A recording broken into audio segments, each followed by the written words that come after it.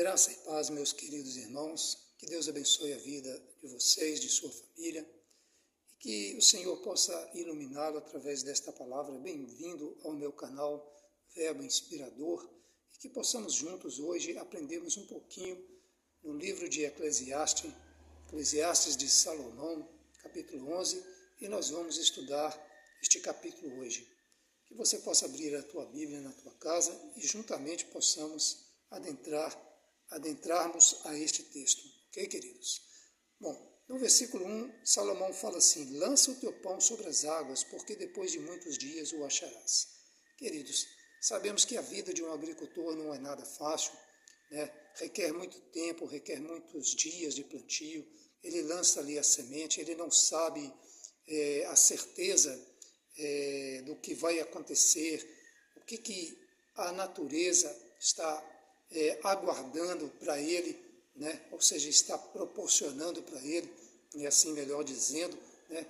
Mas ele tem que lançar o teu pão, porque ele precisa daquilo que é necessário para a sua vida, né? Sabemos que lá em Gênesis Deus criou o homem do pó da terra, né? E Deus retirou da própria natureza elementos subsistenciais para a sua existência, né? Ou seja, nós temos os minerais, nós temos as vitaminas, as proteínas, tudo que nós somos, tudo que nós alimentamos, né? Tudo isso provém da terra. E aqui compete ao homem fazer esse trabalho de lançar sobre a terra as suas sementes, né? O seu futuro, o alimento que ele vai nutrir, ok? Versículo 2 fala assim: reparte com 7 e ainda até com 8, porque não sabes que mal haverá sobre a terra. Queridos, aqui a gente vê de um plantio onde que ele vai compartilhar, ou seja, um plantio de compartilhamento. É isso que a palavra de Deus aqui, por meio de Salomão, está nos dizendo. Compartilhe daquilo que você plantou, né? Quando você colher, distribua, né? Compartilhe, né? Não faça como aquele homem lá de Lucas 12, 16 a 21, um homem rico, né, que fala que a sua herdade produziu em abundância, e fala lá que ele colheu muitos bens e os seus celeiros não conseguiam guardar ou suportar toda aquela quantidade colhida, né? Então o que ele pensou consigo? Vou destruir os meus celeiros, vou construir outros maiores e vou guardar tudo que eu tenho colhido e vou dizer para mim mesmo: alma, tens muitos bens em depósito, descansa, come, bebe, folga. Né? Foi quando ele ouviu uma voz lhe dizendo: louco, esta noite te pedirão a tua alma, e o que tu tens preparado, para quem será? Então, queridos, aquele homem plantou em vão, porque ele iria morrer, ele não iria usufruir daquilo que ele semeou e colheu com árduo trabalho, né? E aqui, no versículo 2, Salomão já nos convida a compartilharmos, né, deste alimento, deste pão que é semeado e que Deus produz, que Deus concede vida, né? Versículo 3, estando as nuvens cheias, derramam chuva sobre a terra, caindo a árvore para o sul ou para o norte, no lugar em que a árvore cair, ali ficará. Bom, queridos, aqui nós somos comparados com uma árvore, né? Sabemos que o ser humano está sobre a terra, né? Ele precisa muito bem estar sendo sustentado pelo próprio Deus, né? E as coisas que a natureza vem nos trazendo, né? Vento, tempestade, chuva, essas coisas são coisas que acontecem na vida do ser humano, né? As adversidades do dia a dia, elas nos sobrevêm sem que nós esperamos, sem que nós mesmos até mesmo busquemos, né, as adversidades, os problemas do dia a dia. Outrora nós corremos atrás dessas coisas e recebemos aí o salário de tudo que nós semeamos, né? Pode ser o contrário também. Mas fala aqui que a partir do momento que o solo encharca, que a chuva vem, né, e cai sobre a terra, ela faz algo sobre a natureza, ela pega e começa a encharcar o solo, e a raiz, por ela estar enraizada ali na terra, o solo vai encharcando, e aí a terra desbarranca, e de repente a árvore cai junto, né? E para o lugar que ela caiu, ou seja, para o sul, para o norte, no lugar que ela ficar, ali ela vai, para o lado que ela cair, ali ela ficará. A nossa vida, irmãos, às vezes é assim. Às vezes nós estamos em circunstâncias adversas e nós não temos ninguém ao nosso lado para nos levantar, para nos erguer, né? Somos parte de uma natureza que às vezes ela requer de nós um pouquinho mais de fé, um pouquinho mais de confiança, né? No próprio Deus, e saber que a adversidade vai fazer parte da nossa vida, né? Que o nosso solo vai encharcar, que isso vai nos enfraquecer, né? E às vezes, como a própria Bíblia diz, que o cair é do homem, mas o levantar é do próprio Deus, né? E fala aqui que para o norte ou para o sul, no lugar em que a árvore cair, ali ficará, né? Tomara que estas coisas não aconteçam conosco. 4. Quem observa o vento nunca semeará, e o que olha para as nuvens nunca cegará. Aqui Salomão está falando, como eu falei anteriormente, sobre adversidades, né? E se a pessoa ficar observando muito o vento, se ela ficar observando muito o que a natureza está planejando para aquele dia, ela não vai semear, ela simplesmente não vai semear e, consequentemente, também ela não vai colher, né? Então, fala aqui que o agricultor ele tem simplesmente que fazer a função dele, que é semear a sua semente e confiar em Deus, que Deus vai trazer a vida, ele vai dar vida àquela lavoura, né? E assim, esta é a palavra que Salomão está dizendo, olha, não fique olhando para as circunstâncias, para os conselhos contrários, para aquelas pessoas desanimadas ou desanimadoras, né? Não fique olhando muito bem para os seus adversários, faça o que tu tens de fazer e Deus te prosperará. É isso que Salomão está dizendo, né? Versículo 5. Assim como tu não sabes qual o caminho do vento, nem como se formam os ossos no ventre da que está grávida, assim também não sabe as obras de Deus, que faz todas as coisas. Ou seja, tem coisas que é só para Deus, meus amados. Nós não temos domínio sobre certas coisas, principalmente sobre certas coisas concernentes à natureza, né? Como que o vento, de onde que ele vem, para onde que ele vai. Até tem um versículo muito parecidíssimo com isso, lá no capítulo 3 do Evangelho de João, fala a respeito de um príncipe dos fariseus chamado Nicodemos. Ele foi ter um encontro com o Senhor Jesus, e já no decorrer deste capítulo 3, Jesus compara o novo nascimento de alguém que entrega a sua vida a Ele, como Senhor e Salvador da sua vida, alguém que se arrepende, que ouve a palavra, né? Que ouve a palavra, que recebe a semente, a palavra no seu coração, se converte a Cristo, se arrepende, se converte a Cristo, né? O aceita como Senhor e Salvador da sua vida, né? Jesus compara este nascimento como um vento, né? Que o vento, nós ouvimos o barulho do vento, mas nós não sabemos de onde que ele vem e nem tampouco para onde que ele vai, né? E também aqui Salomão, ele compara também aqui sobre o resultado da colheita com uma pessoa grávida, com uma mãe que está grávida, né? Nós não sabemos como os ossos são formados no ventre da que está grávida, ou seja, não tem como nós sabermos como cada ossinho, como cada tendão, como cada nervo, como cada parte do nosso organismo, ele vai sendo formado. Isso é só Deus, meus amados, é só Deus, meus queridos, que sabe como fazer isso. Isso é coisa do Criador, né? A Ele seja dada toda a honra e toda a glória, ok? Versículo 6. Pela manhã semeia a tua semente e à tarde não retires a tua mão, porque tu não sabes qual prosperará, se esta se aquela, ou se ambas igualmente serão boas. Aqui, meus queridos, está falando sobre a persistência, não desanimar, né? A vida, ela vem tentando nos desanimar, né?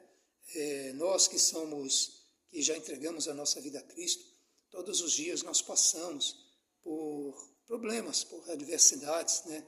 E tentando nos tirar do caminho, que é Cristo, né? E as advertências com certeza vão vir, elas vêm, né? As tentações do diabo contra a nossa vida, elas sobrevêm, mas a palavra de Deus fala que nós devemos ser como esse agricultor, né? Pela manhã semeia a tua semente, e à tarde não retires a tua mão, porque tu não sabe qual prosperará, se esta ou se aquela, ou se ambas igualmente serão boas, né? Eu comparo também esta palavra como um semeador do reino de Deus, um evangelista, um missionário, né? O que é o evangelista? O que é o missionário, né? Quando ele vai semear a semente, qual que é a semente que ele semeia? A palavra de Deus, né? O semeador são aqueles que são designados para este propósito, o de semear a palavra de Deus, seja ele um evangelista, um missionário, ele tem esse propósito, né? E quem que são esses evangelistas e missionários? Sou eu, sou você, né? São aqueles que Deus predestinou com este propósito, né? De semear a semente. O que é a semente? A semente é a própria palavra de Deus, né? É o próprio Senhor Jesus, porque Ele é o Verbo. Lá em João, capítulo 1, fala que Ele é o Verbo que se fez carne, ou seja, Ele é a palavra. Então, a semente aqui é a própria palavra de Deus. E o que é a terra, meus queridos? A terra é o coração do ser humano, né? Agora, vocês vão ver a qualidade do solo, quando vocês abrirem lá no Evangelho de Lucas, no capítulo 8, vocês vão ver lá a qualidade do solo. Qual solo que realmente a semente vai cair, vai crescer, produzir e dar frutos. Vocês vão verem lá, né, qual tipo de terra que tem que ser essa terra, né? E aqui, voltando já para o texto, a persistência em semear a semente deve fazer parte da nossa vida. Ok, queridos? Não devemos ficar olhando para as adversidades. 7. Verdadeiramente suave a luz e agradável aos olhos ver o sol. Bom, amados, aqui nós estamos vendo aqui algo que é uma graça de Deus. Acordar vivo. Só de estarmos vivos já é uma graça grandiosa. Só de estarmos presentes debaixo deste céu maravilhoso. Isso já faz parte da graça divina, né? E é agradável aos nossos olhos ver o sol. Só de estarmos vivos, dependendo do próprio Deus, sabendo que é Ele que nos sustenta, que é Ele que nos concede tudo o que nós necessitamos, de tudo aquilo que nos é necessário, isso já é uma razão para nós glorificarmos a Deus, para nós agradecermos a Deus por esta dádiva de ver a luz, né? Podermos estar vivos, né? Assim como um agricultor que está ali trabalhando dia a dia, semeando a sua semente, com a expectativa de produzir, lembrando do versículo 2, para ter que compartilhar com aquele que tiver necessidade. Versículo 8. Mas se o homem viver muitos anos e em todos eles se alegrar, também se deve lembrar dos dias das trevas, porque hão de ser muitos, tudo quanto sucede é vaidade. Queridos, querer só dias bons não é uma realidade, né? Até seria, eu diria aqui, que seria um egoísmo da nossa parte. Queremos apenas dias bons, né? Mas Salomão aqui fala que se o homem viver muitos anos, né? Alguns chegam aos 40, 50, aos 100, né? Sabemos que uns nem saem vivos do ventre da própria mãe, mas a verdade é que se o homem viver muitos anos e em todos eles se alegrar, também deve se lembrar dos dias maus, porque este também foi criado pelo próprio Deus. Os dias maus foram criados pelo próprio Senhor. E eu perguntaria a você, como nós firmaríamos na palavra de Deus se não fossem os dias maus, queridos? Se nos dias bons, nós nem sempre estamos buscando ao Senhor, e nos dias e se não houvesse os dias maus, né? Então aqui a palavra de Deus fala que Deus criou esses dias em oposição ao outro, para que nós pudéssemos parar, relembrar que somos pó, de que nós somos frágeis, né? Como uma sementinha, nós somos frágeis, que nós dependemos dele, nós precisamos estar próximo dele para nutrirmos em Cristo Jesus, para nós nutrirmos desta seiva que é Cristo, né, deste alimento que é o Senhor Jesus. Nós precisamos estar em Cristo, alimentados na palavra, para que nós possamos sobreviver e resistir os dias maus, né? Então, que isso seja uma realidade na minha vida, primeiramente na minha vida, e também na tua vida e na vida de tua família. Amém, amém, queridos? Versículo 9. Parece que Salomão aqui, queridos, ele dá uma saída desse texto, mas não. Ele chama a atenção aqui para o mancebo, ele fala assim: alegra-te, mancebo, na tua mocidade, e recreie-se o teu coração nos dias da tua mocidade, e anda pelos caminhos do teu coração e pela vista dos teus olhos. Sabe, porém, que por todas estas coisas te trará Deus a juízo. Nós sabemos, queridos, que isso faz parte da juventude. O jovem quer divertir, alegrar-se, andar pela vista dos seus olhos. Isso faz parte da juventude, né? Sabemos que o jovem, ele é assim, ele é comparado àquele copo de ouro, né, que Salomão vem falando, como aquele copo de ouro, né? E mal sabe ele que os dias vão passar, os anos vão passar, e quando ele assustar, ele já está velho. Mas aqui Salomão chama o jovem para ter com o agricultor e aprender com o agricultor, né? Porque sabe ele sabe que o jovem ele quer andar pela vista dos seus olhos. O versículo 10 fala até assim, que afasta, pois, a ira do teu coração, remove da tua carne o mal, porque a adolescência e a juventude são vaidade, né? Então ele chama o jovem a ter com o agricultor, a buscar sabedoria, né? Embora o trabalho de agricultor é um trabalho aparentemente, né, aparentemente simples, mas não. Ele chama o jovem para adquirir sabedoria com o agricultor, né? O agricultor, ele tem que ter muita paciência, ele não pode plantar a semente ou semear a semente no dia que ele quiser, da forma que ele quiser. Ele tem que observar as estações do ano, ele tem que depender, confiar em Deus, porque quem dá a vida é o próprio Deus. Então, ele chama o jovem para adquirir conhecimento com o agricultor, né? E ele pega e fala com o jovem, né? Anda pela vista dos teus olhos, mas sabe que por causa de todas estas coisas te trará Deus a juízo, né?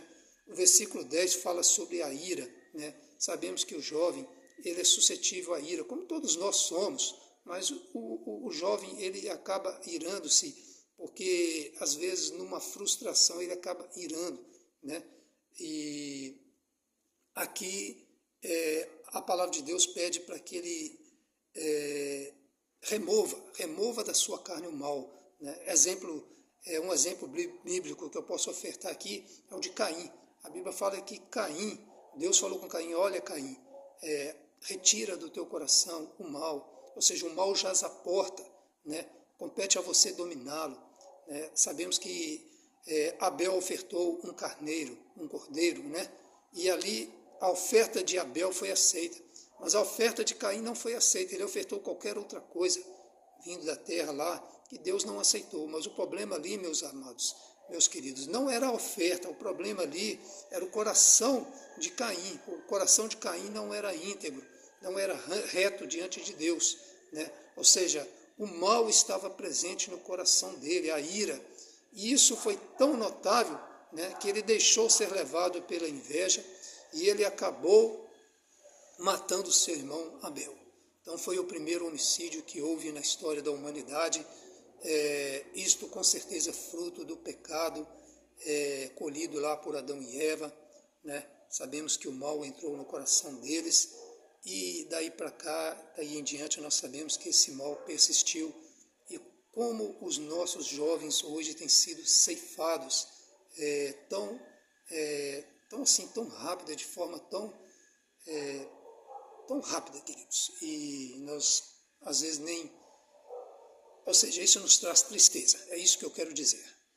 Bom, amados, aqui eu termino essa palavra. Agradeço a Deus pela sua presença, pela presença de sua família. Continue me seguindo no meu canal no YouTube, Verbo Inspirador. Que Deus abençoe você, sua casa, derramando bênção, muita graça sobre a vida de todos vocês. E eu gostaria de orar, meus queridos, aqui agradecendo por esta palavra e pela sua vida. Ok, queridos? Que Deus abençoe. Vamos orar. Pai, muito obrigado por esta palavra que o Senhor trouxe ao nosso coração e por esta meditação que nós tivemos aqui no livro de Eclesiastes, capítulo 11.